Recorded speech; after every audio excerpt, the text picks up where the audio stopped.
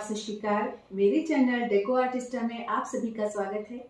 अभी आप जो देख रहे हैं ये समय मेरी डाइनिंग टेबल का हाल है और ये हाल हर हफ्ते होता ही है। हमारे एरिया में हर सैटरडे को वो सब्जी की मंडी लगती है जहाँ पर वेजिटेबल्स थोड़ी सस्ती होती हैं और कई ऐसी वेजिटेबल्स हैं जो आमतौर पर मार्केट में अवेलेबल नहीं होती, वो भी बड़ी इजीली हमें मिल जाती हैं। तो कई सब्जियाँ ऐसी हैं जो मैं वीकली ख़त्म कर लेती हूँ और इनमें भी कई सब्जियाँ ऐसी हैं जिन्हें मुझे 15 दिन और इससे भी ज़्यादा स्टोर करके रखना होता है।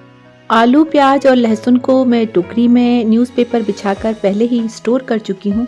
अब ये कुछ ग्रीन वेजिटेबल्स हैं जिनको मैं अरेंज करूँगी, हमें जो फ्रिज में स्टोर करनी है उसके लिए मैंने कुछ कंटेनर्स यहाँ पर इकट्ठे करके रखे हुए हैं। ये कुछ प्लास्टिक कंटेनर्स आपको दिखाई दे रहे हैं, कुछ ग्लास कंटेनर्स भी हैं जिसमें खाली जैम की बॉटल्स भी हैं और ये कुछ स्टील के कंटेनर्स हैं जो मैं घर में यूज़ करती हूँ। आप किसी भी तरह के कंटेनर में इन वेजिटेबल्स को स्टोर कर सकते हैं। टेक अवे बॉक्सेस भी वेजिटेबल स्टोरेज के लिए यूज़ किए जा सकते हैं। इन सब के अलावा ऑनलाइन मार्केट में जो फ्रूट और वेजिटेबल्स ऑर्गेनाइजर्स अवेलेबल हैं, मैं उनका भी एक ऑनेस्ट रिव्यू आपके साथ शेयर करने जा रही हूँ। तो जैसे कि कोविड ने हम सभी को सिखाया है कि हमें वेजिटेबल्स को किस तरह से साफ रखना है और किस तरह से उनको जर्म फ्री करना है, तो पहले मैं गर्म पानी एक बड़े बर्तन में लेकर उसमें मैंने 1 चम्मच नमक डाला है। ये मैं उसमें 1 चम्मच हल्दी डाल रही हूँ और साथ ही मैं उसमें यूज़ कर रही हूँ थोड़ा सा विनेगर।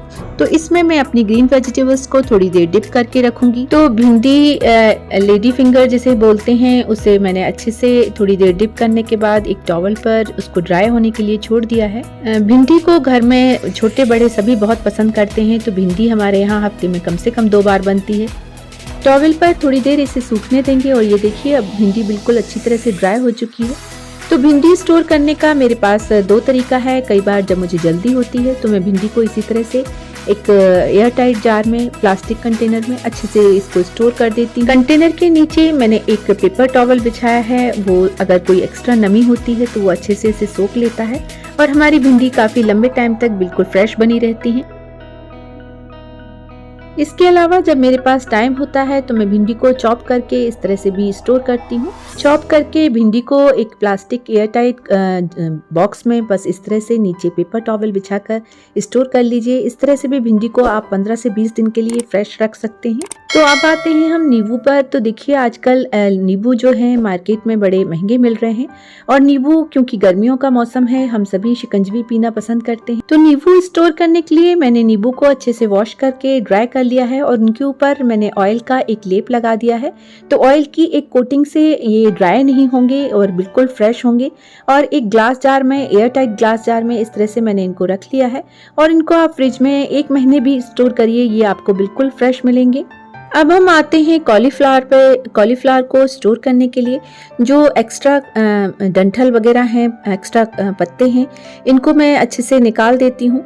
और इसके बाद एक तरीका है कि आप क्लिंग रैप लीजिए और इस पूरे जो हमारा कॉलीफ्लावर का फूल है इसको अच्छे से इसमें लपेट लीजिए और इस तरह से इसको स्टोर कर लीजिए। जब मेरे पास टाइम होता है तो गोभी को स्टोर करने का एक और तरीका है, मैं उसके जो फ्लोरेट्स हैं, बड़े बड़े फ्लोरेट्स तोड़ लेती हूँ और उनको एक एयर टाइट जार में आप रख लीजिए और उनको फ्रिज में आप लंबे टाइम तक स्टोर कर सकते हैं। ये आप जब भी आपको सब्जी बनानी है आप इनको निकालिए, आपको बिल्कुल फ्रेश गोभी मिलेगी। फ्लोरेट्स को नीचे स्टोर करने से पहले एक पेपर टॉवल बिछा दीजिए और एक एयर टाइट कंटेनर में इस तरह से रखिए, तो आपको आपकी वेजिटेबल्स दिखाई भी देती रहेंगी। इसके बाद हम आते हैं अरबी पर, जिसे टारो रूट भी बोलते हैं, कोलोकेशिया भी बोलते हैं। ये बहुत पसंद करते हैं मेरे घर में सभी।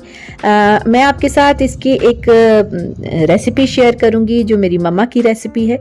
उस रेसिपी से आप अरबी बनाइए, आपको बहुत यमी लगेगी। तो अरबी स्टोर करने के लिए मैंने इस तरह से एक न्यूज़पेपर लिया है। आप चाहें तो आपके पास अगर पेपर बैग अवेलेबल है तो आप पेपर बैग का यूज़ कर सकते हैं। तो इस तरह से मैंने अरबी को इस न्यूज़पेपर में अच्छे से लपेट लिया है। तो न्यूज़पेपर से अच्छे से रैप करने के बाद इसे एक प्लास्टिक के जिप लॉक बैग में हम स्टोर करके रखेंगे अपने फ्रिज में, और इस तरह से आप अरबी को 1 महीने तक भी स्टोर कर सकते हैं।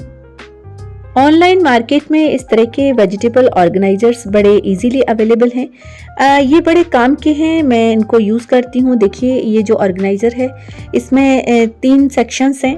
बच्चे नूडल्स चाइनीज़ वगैरह खाते हैं और उसमें हम कैरेट्स यूज़ करते हैं, तो कैरेट्स को स्टोर करने के लिए एक तरीका है कि कैरेट्स को अच्छे से वॉश करने के बाद मैं इस तरह से उनको कट कर लेती हूँ। कट करने के बाद नीचे वही एक पेपर टॉवल बिछा दिया है और उसके बाद इस तरह से उनको स्टोर कर लेती हूँ। इस तरह के ऑर्गेनाइजर में 3 कंपार्टमेंट हैं, तो आप 3 तरह की वेजिटेबल्स बड़े इजीली इनमें स्टोर कर सकते हैं। ये ऑर्गेनाइजर मेरे बड़े यूज में आ रहा है और इसके लिए मैं कहूँगी कि ये एक बहुत अच्छा यूजफुल ऑर्गेनाइजर है। अब मैं दिखाती हूँ आपको एक और ऑर्गेनाइजर जो मैंने ऑनलाइन मार्केट से ही परचेज किया है। ये इस तरह के 3 की पैकिंग में आते हैं और इसमें एक नीचे एक जाली है प्लास्टिक की, जो आपकी जो वेजिटेबल्स है वो नीचे अगर किसी तरह का भी मॉइस्चर इकट्ठा होता है तो उस मॉइस्चर के कांटेक्ट में आपकी वेजिटेबल्स को नहीं आने देती। तो इस तरह से आपकी वेजिटेबल्स की जो सेल्फ लाइफ है वो काफ़ी बढ़ जाती है। पर इस जो बास्केट में जो एक प्रॉब्लम है वो इनके जो कैप हैं वो बहुत अच्छे से इस पे फिट नहीं है। आपको इनको फिट करने के लिए थोड़ा सा जोर ज़बरदस्ती करनी पड़ती है। थोड़ा सा ताकत लगाने पर ये फिट हो जाते हैं और ये तीनों बास्केट स्टेकेबल हैं। आप एक के ऊपर एक तीनों बास्केट्स रख सकते हैं। अब मैं बताती हूँ कि बॉटल गार्ड को किस तरह से स्टोर करना है। तो बॉटल गार्ड को स्टोर करने के लिए मैं जो इसके डंठल हैं उनको काट कर अलग कर दूंगी और क्लिंग रैप की मदद से इसको मैं अच्छे से पूरी तरह से रैप करके इसको फ्रिज में रखिए। रैप होने के बाद इनका मॉइस्चर लूज नहीं होगा और इनकी सेल्फ लाइफ बढ़ जाएगी। बिल्कुल इसी तरह से ही हमें पंपकिन को अगर हम उसे काट कर यूज़ करते हैं तो बचे हुए आधे टुकड़े को क्लिंग रैप में ही रैप करके स्टोर करना है। सेम प्रोसेस हम जुकीनी के लिए और रिज कार्ड के लिए भी यूज़ करेंगे। उन्हें भी हमें क्लिंग रैप में रैप करने के बाद ही स्टोर करना है। बीन्स को स्टोर करने के लिए आप इस तरह के कॉटन के बैग जो घर में आप स्टिच कर सकते हैं वो यूज़ कर सकते हैं, या फिर आप चाहें तो मार्केट से आप जब कभी कोई सामान लेकर आते हैं इस तरह के एक कॉटन के बैग हमको मिलते हैं जो हम यूज़ कर सकते हैं। इसके अलावा एक और तरीका हो सकता है, अगर आपके पास इस तरह के कॉटन के बैग नहीं हैं तो हम पुराने किसी भी पिलो कवर को भी इसके लिए यूज़ कर सकते हैं। ये कई बार वाइट पिलो कवर के कलर ख़राब हो जाते हैं तो हम उनको इस तरह से वेजिटेबल्स स्टोर करने के लिए यूज़ कर सकते हैं। बीन्स को इस तरह से कॉटन बैग में रैप करने के बाद उसे आप चाहें तो जिपलॉक पाउच में स्टोर करिए, या फिर किसी भी एयर टाइट कंटेनर में उसको अच्छे से पैक करके आप इनको लंबे टाइम तक स्टोर करके रख सकते हैं।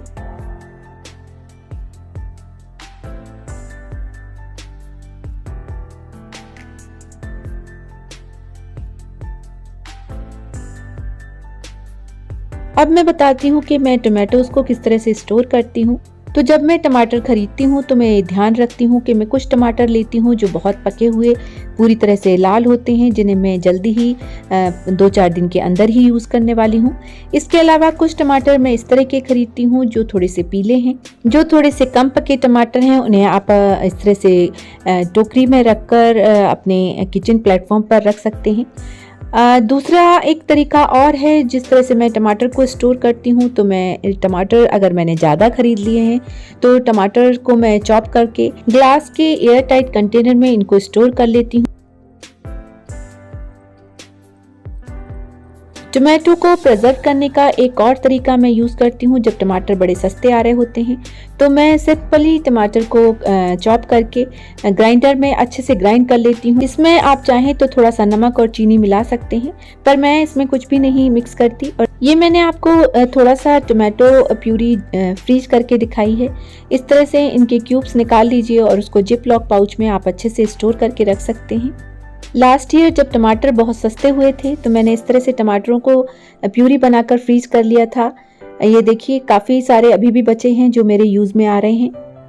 जिंजर को स्टोर करने के लिए जिंजर के बीच में काफ़ी मिट्टी फंसी होती है, तो पहले उनको अच्छे से वॉश करना है। वॉश करने के लिए आप चाहें तो एक टूथब्रश की हेल्प ले सकते हैं।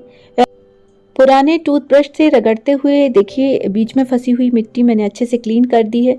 क्लीन किया हुआ जिंजर टॉवल पर अच्छे से ड्राई होने दीजिए। ड्राई होने के बाद एक एयर टाइट कंटेनर में नीचे एक किचन टॉवल बिछाने के बाद उसमें जिंजर रख दीजिए। जिंजर को आप इस तरह से 1 महीने 2 महीने के लिए स्टोर करके रख सकते हैं बड़ी इजीली। अब हम आते हैं लीफी वेजिटेबल्स पर। तो यहाँ पर मैं आपको बता रही हूँ कि मैं कोरिएंडर को किस तरह से स्टोर करती हूँ। स्टोर करने से पहले मैंने रूट्स को अच्छे से कट कर दिया। हरे धनिया को मैं बिना वॉश किए ही स्टोर करती हूँ। एक बार मैं अच्छे से चेक कर लेती हूँ कि इसमें कोई लीव्स गल तो नहीं रही हैं। अगर थोड़ी भी गली हुई लीव्स होंगी तो वो सारे धनिया को बुरी तरह से गला देंगी। तो न्यूज़पेपर में हम हरी लीव्स को अच्छे से रैप करके किसी भी एयर टाइट जार में स्टोर कर सकते हैं। आप चाहें तो ग्लास बॉटल में स्टोर कर सकते हैं। ये मेरी कॉफ़ी की एक पुरानी बॉटल है जिसमें मैं इस तरह से इसको स्टोर कर लेती हूँ। अगर आपके पास ग्लास जार अवेलेबल नहीं है तो आप किसी भी प्लास्टिक कंटेनर में इस तरह से धनिया की पत्तियों को रख लीजिए और ये आप लंबे टाइम तक इसको बिल्कुल इसी तरह से रखेंगे। इनमें किसी तरह की कोई मॉइस्चर नहीं आएगा और आप जब भी चाहें तो हरी चटनी बनाइए या अपनी वेजिटेबल्स को गार्निश करिए। इस तरह से वॉश करके भी मैं धनिया को स्टोर करती हूँ। नीचे मैंने एक पेपर टॉवल बिछाया हुआ है, ऊपर से भी एक पेपर टॉवल बिछाकर एयर टाइट कंटेनर में कट करके मैंने ग्रीन लीव्स रखी हुई हैं। किचन टिप्स वाले वीडियोस में मैं आपको बता चुकी हूँ कि ग्रीन चिलीज़ को हमें किस तरह से स्टोर करना है। तो इनको स्टोर करने के लिए सबसे ज़रूरी है कि इनके डंठल अच्छे से तोड़ दीजिए, क्योंकि जब भी हम हरी मिर्च को स्टोर करते हैं तो ये डंठल से गलना शुरू हो जाती हैं। तो इनके डंठल निकाल कर इनको किसी भी एयर टाइट कंटेनर में इस तरह से स्टोर करिए। कंटेनर्स और ऑर्गेनाइजर्स की हेल्प से वेजिटेबल्स को स्टोर करके हम वेजिटेबल्स की सेल्फ लाइफ तो बढ़ाते ही हैं, साथ ही हम मील प्लानिंग भी कर पाते हैं और सब्जियों को जल्दी ही गलने और सड़ने से भी बचा सकते हैं। तो इस तरह से हम अपना टाइम और पैसा दोनों ही सेव करते हैं। मुझे उम्मीद है कि आपको आज का वीडियो पसंद आया होगा। अगर आपको ये वीडियो पसंद आया है तो मेरी वीडियो को लाइक करें, मेरे चैनल को सब्सक्राइब करें। मिलते हैं मेरे अगले वीडियो में। तब तक स्वस्थ रहिए, मस्त रहिए, व्यस्त रहिए और जबरदस्त रहिए। Goodbye and take care.